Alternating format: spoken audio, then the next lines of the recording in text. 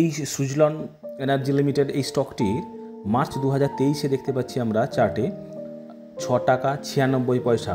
এখান থেকে একটি র্যালি শুরু হয়েছে বন্ধুরা। দেখুন মাত্র 1.5 বছরের মধ্যে অর্থাৎ সেপ্টেম্বর 2024 এটি পৌঁছেছে 86 টাকা 4 পয়সায়। অর্থাৎ প্রায় আমরা দেখছি যে 15 গুণের মতো রিটার্ন জেনারেট করে দিয়েছে। তো কীভাবে একটি পেনি স্টক যদি আমরা ঠিকঠাক বাঁচতে পারি তাহলে কীভাবে আমাদের রিটার্ন জেনারেট করে দিতে পারে সেটা আমরা এই চার্টের থেকেই দেখতে পাচ্ছি। তাহলে বন্ধুরা বর্তমানে এই স্টকটি আবার অল টাইম হাই যে 86 টাকা 4 পয়সা থেকে এখন বর্তমানে 61 টাকা 8 পয়সার কাছে ট্রেড করছে। তাহলে এই স্টকটিতে আগামী দিনে আমরা কি পজিশন নিতে পারি সেটা আমরা আলোচনা করে নেব।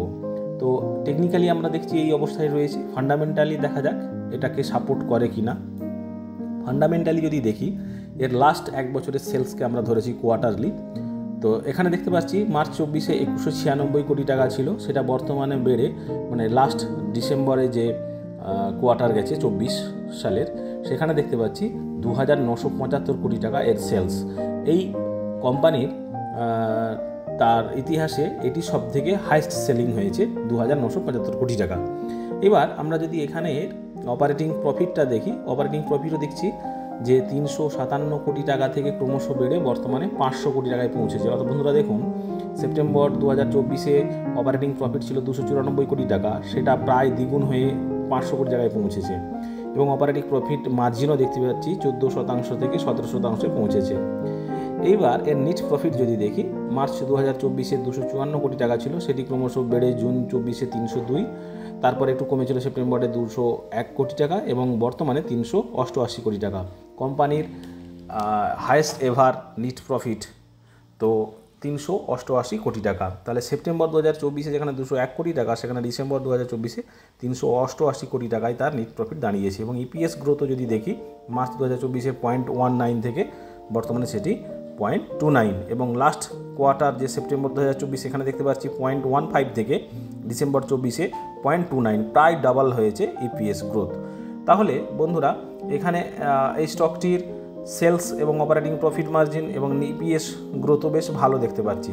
এত ভালো কিছুর মধ্যেও কিন্তু কিছু বিষয় আমাদের কনসার্ন থাকা দরকার। সেটি হলো যেমন ইন্টারেস্ট দেখুন মার্চ 24-এ যেখানে 44 কোটি টাকা ছিল সেটা কিন্তু বর্তমানে বেড়ে হয়েছে 70 কোটি টাকা। যেমন সেলস বৃদ্ধি পেয়েছিল সেপ্টেম্বর থেকে ডিসেম্বরে, একইভাবে ইন্টারেস্টও দেখতে পাচ্ছি 56 কোটি টাকা থেকে 70 কোটি টাকায় পৌঁছেছে। আমরা এটা কিন্তু লক্ষ্য রাখব। তবে বন্ধুরা যে কোনো প্রকারের বাই সেল করার পূর্বে আপনারা আপনাদের ফাইন্যান্সিয়াল অ্যাডভাইসারের সাথে অবশ্যই আলোচনা করে নেবেন। এবার আমরা প্রফিট অ্যান্ড লস যদি ইয়ার ওয়াইজ দেখি, এখানে দেখব মার্চ 24-এ সেলস ছিল 6529 কোটি টাকা ইয়ার ওয়াইজ এবং ট্রেলিং 12 মান্থে দেখুন 9296 কোটি টাকা। এটা আপনারা লক্ষ্য রাখুন। অর্থাৎ এই যে আগামী অর্থবর্ষের মধ্যে কোম্পানির কি পরিমাণে সেলস হতে পারে সেটা কিন্তু এই ট্রেলিং 12 মান্থ এই ছকটা থেকেই আমরা চারটা থেকেই বুঝতে পেরে যাচ্ছি যে সেলস যেখানে 6529 কোটি টাকা ছিল সেটি বর্তমানে 9296 কোটি, অর্থাৎ প্রায় 1.5 গুণ বৃদ্ধি পেয়েছে কোম্পানির সেলস। নিট প্রফিটের ক্ষেত্রেও তাই মার্চ 24-এ যেখানে দেখতে পাচ্ছি 660 কোটি টাকা ছিল সেটা ট্রেলিং 12 মান্থে 1145 কোটি টাকা, প্রায় ডাবল হয়েছে নিট প্রফিট, প্রায় ডাবল। এবং ইপিএসেও তার কিন্তু প্রভাব আমরা দেখতে পাচ্ছি যে যেখানে 0.49 ছিল সেটি বর্তমানে 0.85।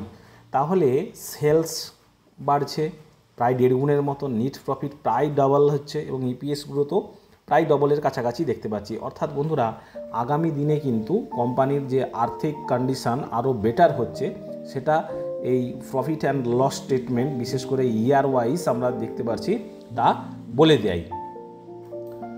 এবারে যদি ব্যালেন্স শিটের ক্ষেত্রে আমরা যদি ইয়ার ওয়াইজ দেখে নিই, এখানে ব্যালেন্স শিটের আমরা কোন জিনিসটাকে তুলে ধরেছি, রিজার্ভ এবং বরোয়িংস। রিজার্ভ দেখুন মার্চ 2015-তে যেখানে কোম্পানির কোনো রিজার্ভ ছিল না, যেখানে ছিল -8064 কোটি টাকা, অর্থাৎ কোম্পানির রিজার্ভ তো ছিলই না, উল্টে কোম্পানির ডেট ছিল। এটা আমরা দেখতে পাচ্ছি মার্চ 2015-তে। তারপরে দেখতে পাচ্ছি মার্চ 2019-এ সেই ডেট বেড়ে বা রিজার্ভ যেখানে নেগেটিভ অর্থাৎ কোম্পানির ডেট রয়ে যাচ্ছে সেটা 9562 কোটি, মার্চ 2020-তে 12,000 কোটি টাকা। তারপর থেকে কিন্তু কোম্পানি তার রিজার্ভ বাড়াতে একটু সক্ষম হচ্ছে, অর্থাৎ ঘুরিয়ে বললে তার ডেট কমছে। মার্চ 21 থেকে দেখুন যে 5,045 কোটি টাকা, অর্থাৎ আস্তে আস্তে কোম্পানির ডেট কমছে এবং রিজার্ভ বাড়ছে। রিজার্ভ আমরা কখন দেখছি পজিটিভ হচ্ছে না, মার্চ 2024-এ 1,199 কোটি টাকা কোম্পানি তার রিজার্ভে রেখেছে। অর্থাৎ একটা লস মেকিং কোম্পানি সে কিন্তু রিজার্ভ শুরু করে দিল মার্চ 2024 থেকে। সেপ্টেম্বর 2024-এ কী দেখতে পাচ্ছি, 1,764 কোটি টাকা তার রিজার্ভ রয়েছে। এবারে আমরা এখানে বরোয়িংসের সাথে রিজার্ভকে আমরা তুলনা করছি, তো এখানে দেখুন, এখানে বরোয়িংস দেখুন মার্চ 2015-তে 17,811 কোটি টাকা তার বরোয়িংস ছিল, সেখানে মার্চ 2019-এ 11,552 কোটি। অর্থাৎ এখানে প্রায় কোম্পানি 4 বছরের মধ্যে তার 6,000 কোটি টাকার মতো বরোয়িংস কমিয়েছে। এবং তারপরে আমরা দেখতে পাচ্ছি কোম্পানি ক্রমশ বরোয়িংস কমিয়ে আনছে। মার্চ 23-এ দেখছি 1,938 কোটি, মার্চ 24-এ 150 কোটি, তারপরে আবার একটু বেড়েছে সেপ্টেম্বর 2024-এ 277 কোটি টাকা। অর্থাৎ যেখানে মার্চ 2015-তে 17,811 কোটি টাকা তার বরোয়িংস ছিল, সেখানে সেটা সেপ্টেম্বর 2024-এ 277 কোটি টাকায় পৌঁছেছে। অর্থাৎ কোম্পানি কী পরিমাণে বরোয়িংস কমিয়েছে আমরা এই চার্ট থেকেই লক্ষ্য করতে পারছি। উল্টো দিকে রিজার্ভ দেখুন, এই লাস্ট দুটো কোয়ার্টারে পজিটিভ রিজার্ভ হয়েছে। তাহলে কোম্পানির রিজার্ভ বাড়ছে এবং উল্টো দিকে তার বরোয়িংস কমছে, এটা কিন্তু একটা পজিটিভ দিক। তাহলে বন্ধুরা আমরা কিন্তু এই স্টকটিকে নিয়ে ভাবনা চিন্তা করব এবং ওয়াচ লিস্টে অ্যাড করে আমরা এটিকে ঠিকঠাক সাপোর্ট জোনে আমরা নেওয়ার চেষ্টা করতে পারি। এইবার আমরা শেয়ার হোল্ডিং প্যাটার্ন দেখি, যে কোম্পানির যে সেলস বাড়ছে, রিজার্ভ বাড়ছে, বরোয়িংস বা ডেট কমছে, সেটাতে শেয়ার হোল্ডাররা কীরকম ইন্টারেস্ট দেখাচ্ছে। এখানে দেখুন প্রোমোটার হোল্ডিং যেটা, যে জুন 2023-এ 14.5 ছিল, সেটা সেপ্টেম্বরে একটু কমে 13.28 হয়েছে। তারপর থেকে কিন্তু 2023-এর সেপ্টেম্বরের পর থেকে কিন্তু প্রোমোটাররা মোটামুটি তাদের স্টেক একইভাবে হোল্ড করছে।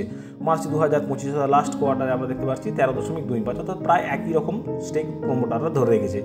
যেটা ইন্টারেস্টিং সেটা হচ্ছে এফআইআই দেখুন, জুন 2023-এ যেখানে 7.79 ছিল, সেটা ক্রমশ বাড়াচ্ছে। সেপ্টেম্বর 2023-এ 10.88, ডিসেম্বর 23-এ 17.83, মার্চ 2024-এ 19.57, জুন 2024-এ 21.53, সেপ্টেম্বর 24-এ 23.72, ডিসেম্বর 2024-এ 22.87 এবং লাস্টে আমরা দেখতেই পাচ্ছি মার্চ 2025-এ 23.04। অর্থাৎ এই 10 বছর 12 বছরের মধ্যে এফআইআই যেখানে 7.79 ছিল, বর্তমানে সেটি 23.04, প্রায় আমরা দেখতে পাচ্ছি 3 গুণ তার স্টেক বাড়িয়েছে, 3 গুণ স্টেক বাড়িয়েছে এই সুজলন এনার্জি লিমিটেডে। তাহলে বন্ধুরা এফআইআই কিন্তু এই স্টকটিতে কিন্তু ইনভেস্টমেন্টের পরিমাণ কিন্তু ক্রমশ বাড়িয়ে যাচ্ছে। তাহলে এফআইআই ইনভেস্টমেন্ট আমরা জানি সবসময় কোনো একটি স্টকের ক্ষেত্রে পজিটিভ সাইন বহন করে। তাহলে আমরাও কিন্তু এই স্টকটি নেওয়ার বিষয়ে ভাবনা চিন্তা শুরু করতে পারি।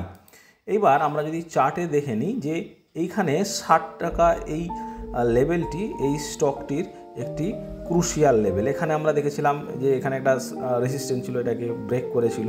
তারপর আমরা দেখছি এখানে আবার রেজিস্ট্যান্ট সাপোর্টটাই ব্রেক করেছিল, তারপর আবার রিটেস্ট করে উঠেছে। এখানে তো একটা মারাত্মক রকমের ফল এসেছিল। বর্তমানে দেখতে পাচ্ছি যে 60 টাকার এই লেভেলটির ওপরে সাকসেসফুলি ক্লোজ দিয়েছে এবং 61 টাকা 8 পয়সার কাছে ঘোরাফেরা করছে। তাহলে বন্ধুরা এই রকম জায়গায় কিন্তু আমরা যদি একটি বাই এন্ট্রি বানাতে পারি, তাহলে কিন্তু আগামী দিনে আমরা এই 82 টাকা 50 পয়সা এইরকম লেভেলটি দেখতে পারি। তাহলে বন্ধুরা আপনারা কোনো প্রকার বাই করার পূর্বে আপনাদের ফাইন্যান্সিয়াল অ্যাডভাইসারের সাথে আলোচনা করে নেবেন এবং আমার আলোচনাটি ভালো লাগলে অবশ্যই লাইক এবং শেয়ার করবেন। ধন্যবাদ।